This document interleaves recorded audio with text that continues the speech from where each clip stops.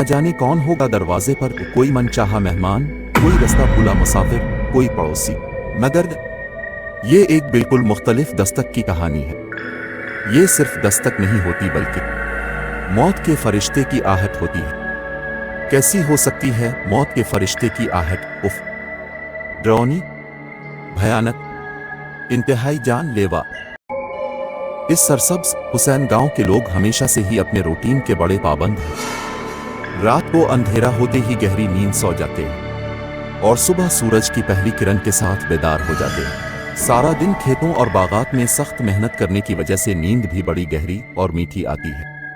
हाँ, मगर साल में एक रात, एक अंधेरी, सर्द, भयानक रात जरूर आती है जब एक एक करके गांव के लोगों की आंख खुल जाती है और वो खौफ से कांपने लगते हैं। रगों में उतर जाने वाला खौफ।